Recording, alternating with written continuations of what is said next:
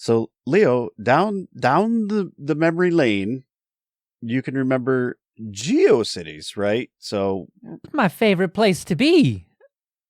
this is Neocities, and they had a little kerfuffle, I guess, with the Microsoft Corporation.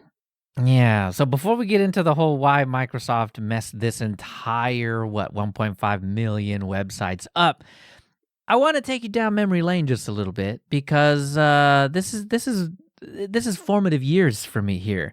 So Me too. GeoCities back in the day, this is before Yahoo bought them and ruined the entire thing, was a place that you could go to get yourself a little tiny slice of the internet that was all your own.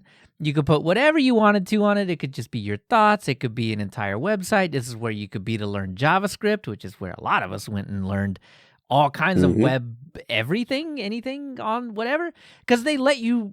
And again, this is kind of when the web was a little more Wild Westy, right? Where you just had an open palette. Like if you could code it, you could do it in GeoCities. And so maybe GeoCities wasn't your thing, but MySpace was in the same era, allowing you to do the same thing. And my favorite, one of my favorite things from this era is like, whether you went on MySpace or GeoCities, is very similar. You would go to the website, and my favorite thing would be like, you would get like this custom mouse cursor, and it would be shimmering. It was like lights and fancy lasers and everything. And then every time you moved your mouse, there would be like lasers trailed behind it. And then you would click and like explosions would happen. Like, they always had like counters and, like marquee scrolly things and buttons all over the place. Oh man, and a guest book that you had to sign. Everybody was encouraged to sign a guest book. This was like early comments in like what you would see today in like Twitter or Threads or Mastodon or something like that. Like people would say, "Hey, I was here," and then leave a comment about your website or just say something totally off the wall. Right. But yeah, I mean, like GeoCities was really, before MySpace, was really like the very first time I can remember like social media was a thing. But then other websites came in and, over and over. But all that to say, GeoCities is one of my favorite things from back in the day. And Neocities is a successor? Yeah, a spiritual successor to GeoCities. There was no real ties, but obviously in the name, it's hearkening back to GeoCities. But anyway, it's the same idea. You can go to Neocities and you can spin up your own little slice of the web. You can do all kinds of fun stuff on it. And you don't have to worry about any of the web hosting or any of that stuff, right? Because they give you, you go create your page and whatnot, and they handle all the hosting stuff on the back end. Right, and you've got upload limits and things like that. But if you can fit whatever code or whatever you're trying to do inside those limits, ooh boy, let me tell you, you can do whatever you want to just about on these websites, except for what Microsoft and Bing decides that you can't do. You can't even search for it. Right, but it's just that they won't tell you what that is. Like there are policies that you need to follow to not be delisted from Bing. But when the owner of Neocities asked Microsoft, "Hey, y'all delisted me. What happened? What do I do about this? How do I get back on?" Yeah, just a circle of AI chatbot after AI chatbot after AI chatbot for weeks. And being delisted from Bing is probably not as bad as being delisted from Google, but still not good. I mean, that's number 2.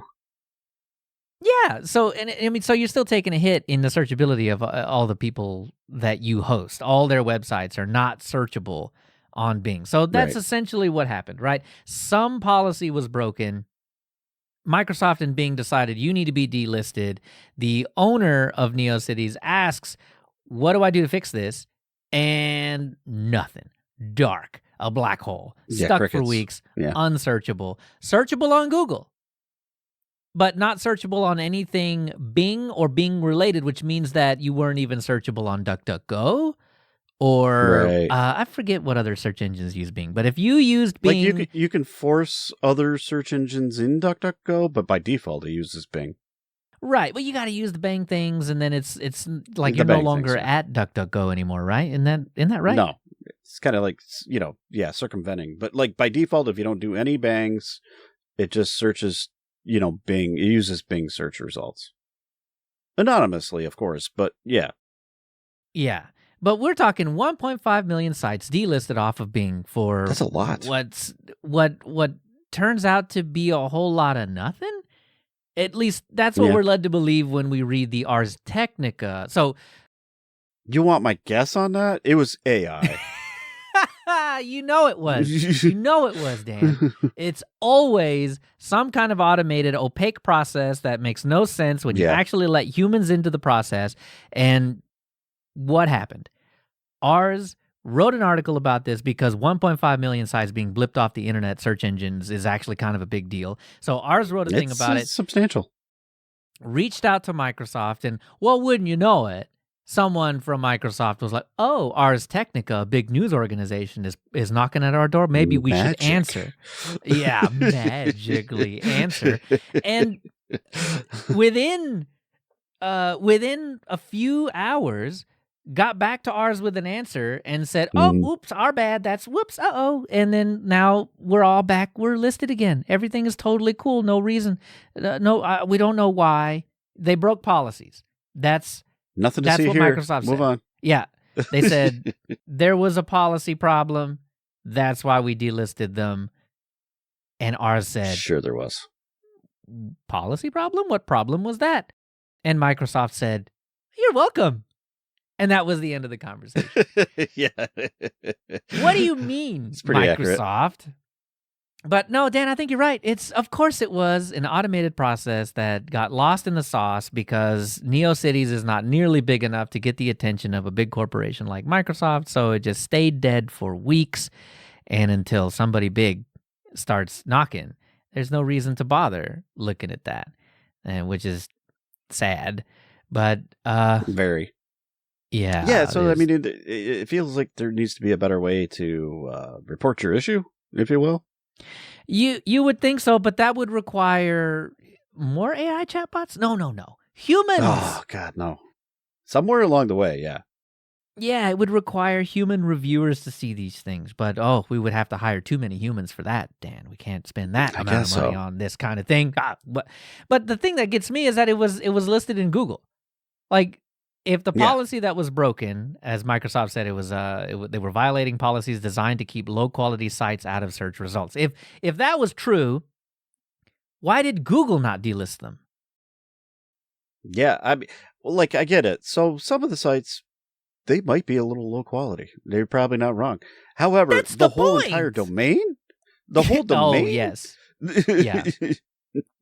Yeah, because when you go to Neocities, the way that it works is like you choose a username, essentially, and that becomes your subdomain. So you are username.neocities.org, right? That's your website now.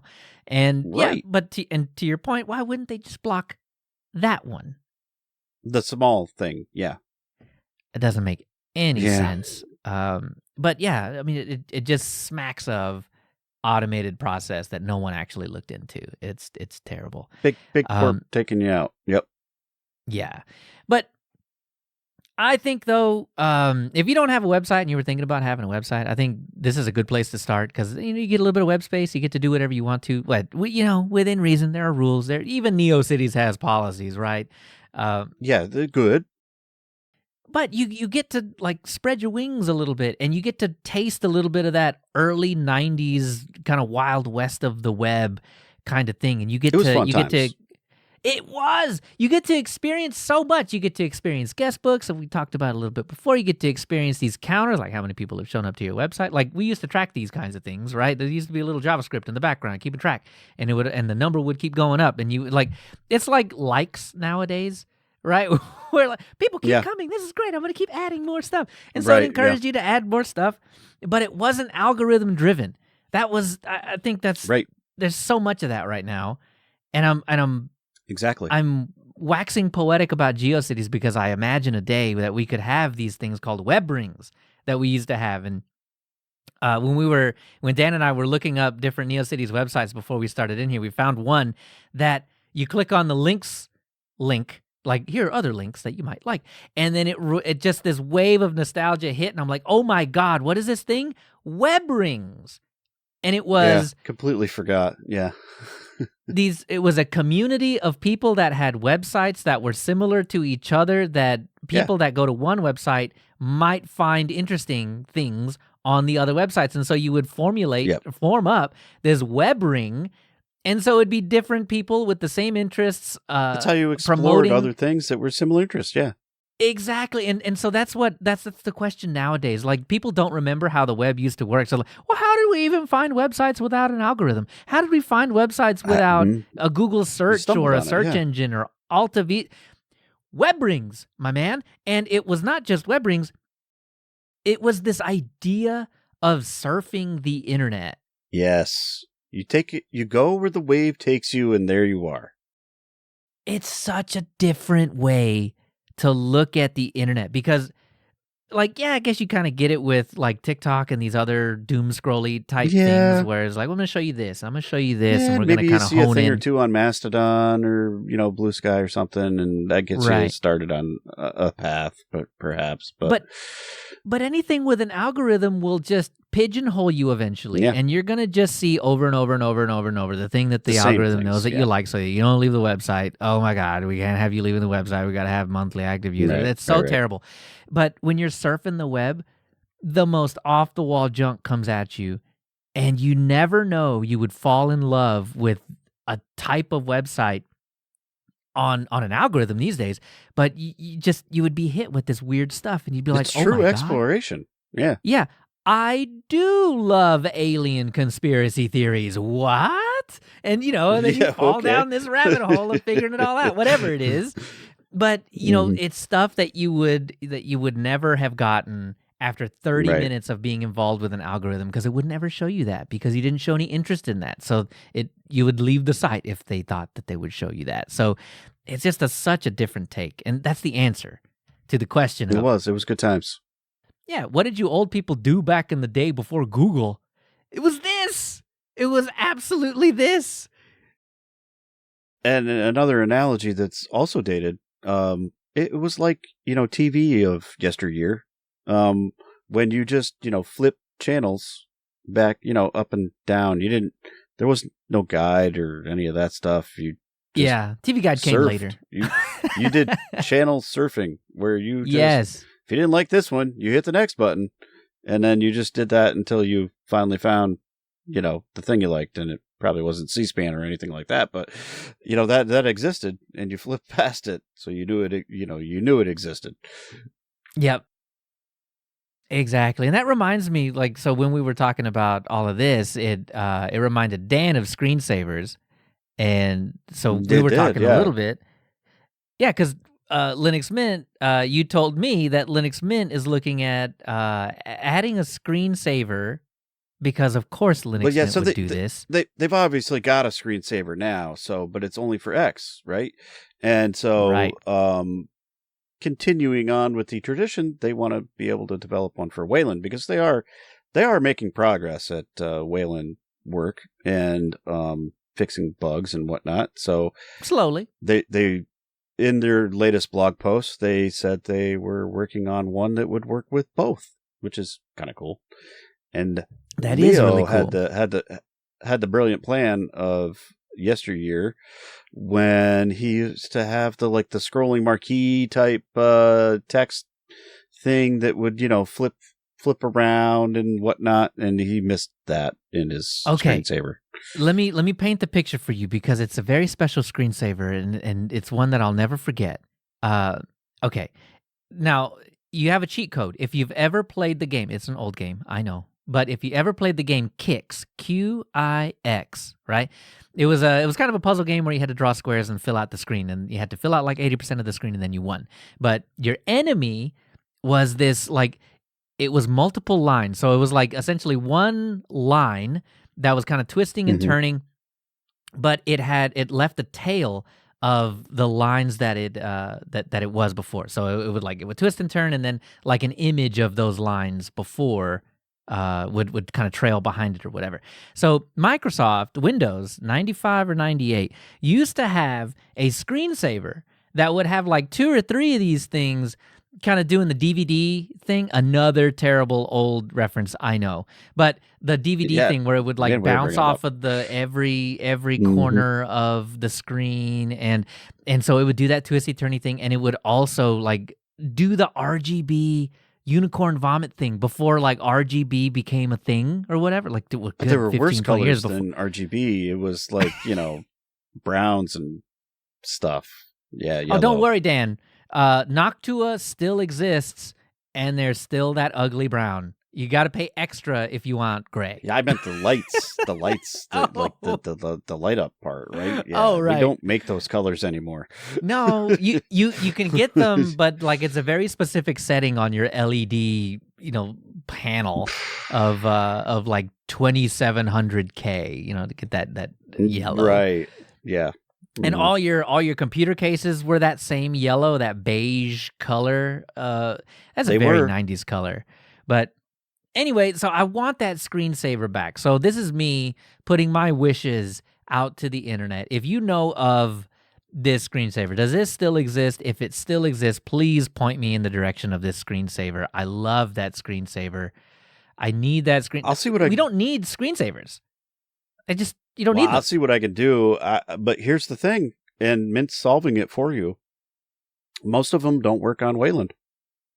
Right. And so I'm getting further away from what my dream. Like Wayland doesn't support a lot of screensaver stuff. So now it's even harder for me to find one. But if we can use Linux Mint's new screensaver libraries to then port over, maybe this is just my job now. Maybe I need to make this screensaver. Yeah, yeah. I think so. Point is, though, LEDs, LCDs, OLEDs, all these types of screens, you don't need screensavers anymore. Yeah, no, they just turn off. Like, they just go black, and you don't need a screensaver anymore. You know why we needed screensavers? Oh, please, follow me again down another rabbit trail of just old stuff. We had CRTs. That's cathode ray tubes for people that don't know. Absolutely right. You'd never want to open these up and stick your hand in there because that's enough voltage to kill you. Yeah, it had to charge up. When you flip the switch, you could hear it hum. That's electricity, my friend. Don't touch. So these were these massive TV screens essentially, but they were some of the best screens that you could get your hands on. And Dan, you were talking about the multiple resolutions that they could do. Oh, yeah. I had a big, giant 20-inch size thing, and it would do some pretty high-end resolutions, and it looked pretty good. But don't forget, also, the real estate wasn't the same either, because even though it was giant, it was 4:3 format instead of 16:9. That's the true resolution. Yeah, it was. But don't forget, Dan, that behemoth of yours had to have weighed a human. It was 150 or more pounds. I wasn't that much, but it was a lot, and enough that you wanted 2 people to hoist it into place. And it's like you need the mover belts, you don't want to give yourself a hernia picking this thing up. I mean, serious business. You could move it from one table to another table because you weren't bending or anything like that, and you didn't have to worry about throwing your back out, but you certainly didn't want to go far. Nope. Yeah. The other thing it did was it generated all sorts of heat, and all around, like off the front and off the top and all of that, and you could warm a room with it, pretty much. And I'm sure the electricity consumption was through the roof. Oh, yeah. All these kids talking about, my graphics card pumps out so much heat, it warms up my room. You have no idea. These monitors... You need a monitor that does that, too. Yeah, they were radiators by themselves, man. And then you had the computer that was generating all this heat, too. Oh, it was good times. But my favorite thing is that the resolution, right? None of this idea of a non-native resolution. No. Oh, get out of here with that. You could do 640. Yeah, you did 640 by 480, 800 by 600, 1024 by 768. I still remember these. And 1600 by 1200. Like, and you could, I forget what goes after that because I never had one that went higher than 1600 by, well, that's high enough. it went higher, but I only had 17-inch screens at the time. Yeah. So like if you went higher than that, it was real tiny. Like the text was so so think of like for the people that have never seen a CRT or whatever, think of like if you ran a 4K monitor, like a 28-inch, 24-inch 4K monitor at native resolution. The text is so tiny. Itty bitty. That's how going that high on those CRTs work. Because it was, small screens. Like the things were 90 pounds, but it was only 17 inches of screen real estate, right? Yeah. So the big behemoth I had, I think it was like 1600 by 1200 or whatever. Because it was big. Yeah. So you could get away with that, but you weren't going any higher than that, probably. And you had so much room for activities because apps were meant for like 1024 by 768, like they were tiny resolution. So it made sense. It was great. Winamp, my favorite audio player still to this day, would fit into the corner of one of those screens, and you'd still have plenty of space to do anything else you wanted to do too. Oh man, it's so good. Or you could turn on the visualizations and sit on the couch and watch it. Oh, yes. Oh, that was one of the coolest things about Winamp, too. I forget what it was called, but, you had these people creating these plugins as well as, like, these presets that would do the craziest visualization. Like, you could just put that on a projector, up on a screen, and play some music, and just have yourself a grand old time. That was... The fact that you could do that on your own computer at home and you didn't need, like, specialized hardware, like, a computer's not specialized hardware, but, you just have that. You used to have to buy things to do that for you, but Winamp just was like, "Here, have it. We're an audio player, but also here, something off the wall for you." It was great. Oh man, the good old times. Yeah, all of that stuff to say that we're old and we miss it. It's true. And but you can have some of this. You can go back. You can't get a CRT monitor for free, but you can get a little slice of the internet over at neocities.org for free, and just do whatever you want to. Right? You can learn and JavaScript. Poke around at some of those, and that was the thing, right? Like you went to those websites to create a website, to then learn all the tools that you need to create the website, and then you're like, oh, so I'm a low level web dev. Okay, that's cool. And then kind of. Yeah. And now folks my age are like actually doing that for work and stuff. And writing like front end code and stuff in React or whatever. Yeah. It's those same people. Yeah, those same people that added MIDI to their MySpace and people were wondering where the music came from. And they're like, well, how do you do that? Yeah. Thanks for that reference, Dave. I totally forgot about that. But yeah, you'd go. And anyway, I'll stop. I'm sorry. But all this to say, no, right? You won't. Neocities, go check that out. But Bing kind of sucks, which means that if Bing sucks, then it feeds down to DuckDuckGo, which means that in some cases, DuckDuckGo kind of sucks. So I wanted to bring this up and wrap this out, round it out with a question to Dan. Because of the Orion thing that we talked about in the last episode. So Orion is Kagi's new browser. It looks kind of like Safari. It's going to have all the extensions from Firefox and from Chrome, and you can just have whatever you want to. It's doing that on mobile too, so you'll be able to have all the extensions on mobile. Like, weird. Right. Something that iOS does not have, but it does now? That's cool. Yeah. So my question was, Dan, what do you think? Because I've never used it fully. I think you've never used it fully. What do you think about doing ourselves like a Kagi trial? So I'll try it for a while. They have a free tier. I'll give it a whirl and kind of see how the searching goes, I guess. Okay. Well, let me ask you this. What is your main search engine right now? I use DuckDuckGo.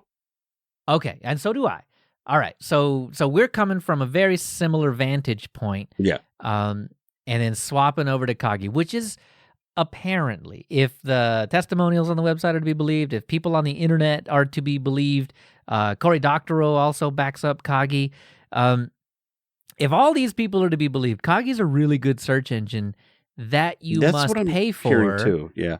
Yeah, after the first 100 searches. So I'm willing to give them no money to try out the 100 searches. Yeah, I'll go up to the 100 mark and see where, see what the results are.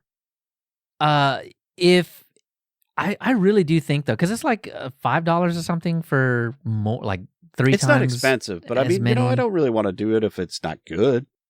Right. And that's kind of my thing, right? I want to try this out to see if, I mean, Google's in a real bad way. This is the reason why I use DuckDuckGo. Like, if you use Google without an ad blocker, the first page is just ads. Oh. Well, and don't even get me started on, like, start page, because, like, something that's not good either. That's equally bad with the sponsored ad stuff, it feels like. Yeah, it used to be good. Like, there used to not be much of that. Yeah. Like, but now they're starting to, like, why am I using start page again? Oh, just the tracking, but I get all the ads. Yeah. I mean, I understand why you would have ads. This is exactly why Kagi charges. I do too. Right. They don't. It's just, I don't like it. It's gross when they mix them in to make it look like the actual search result. Right. You know what I'm saying? Yeah. If you want to do an ad, just do an ad already. Please don't try to mix it in to make it look like a regular search result. I think that's gross. Exactly. Yeah. So, speaking of hearkening back, you didn't think I was going to let you get away without another callback to, I don't know, when was it? Like 2001 or something like that. Old Google used to be, I mean, the reason Alta Vista doesn't exist, the reason Dogpile doesn't exist, the reason Yahoo Search doesn't exist, well, I guess it kind of does. The reason that all these other searches, meta searches, whatever searches, the reason that those do not exist anymore is because Google killed them. And back in the day, yes, they did. They didn't used to be ads. There didn't used to be none of this. It used to just be here. Boom. It was your search term, blank page. Yeah. Yep. It was wide enough with a CRT. I mean, it was like, it gave you sunburn looking at that CRT too long on that white page on Google. But like, it was, 99% of the time, it was the absolute best result for your search query every time. On top, number one. You didn't have to scroll. It was right there. That is what I am told. Dogpile was pretty good when it was first, because it did all the search engines, right? That was kind of the great feature for that. But then that started to get kind of crummy because Google was the only one that had good search results. Yeah. Yep. So Kagi is supposed to be, in some way, form, or fashion, like old Google. No ads, the best result on top. So I'm going to try it. I'll give it a whirl. It's free for the first 100. There's nothing to lose here. Once I'm out of my 100, maybe I'll swap back to DuckDuckGo until the next month or something like that. But for right now, I'm going to give it a go. $5 if you want to triple that, I think. And I'm going to bet that's per machine and like cookies and all that stuff. So you could probably fake it to get more search results if you use multiple machines. We'll check it out. Try. That's pretty cool. See if we can game the system a little bit. Yeah, we'll see how this goes. But I want to try it. Let's see how it goes. Old Google, here I come. Maybe we'll have some better search engines. And maybe we're going to come back in a few weeks and tell you this is the way to go. But if you use Kagi, well, maybe that is where we're destined here. But if you use Kagi, if you have any experience with it, let us know and let us know how you like it. Should we do this? I'm going to do it anyway, but tell me why we shouldn't. Right. And we'll go from there.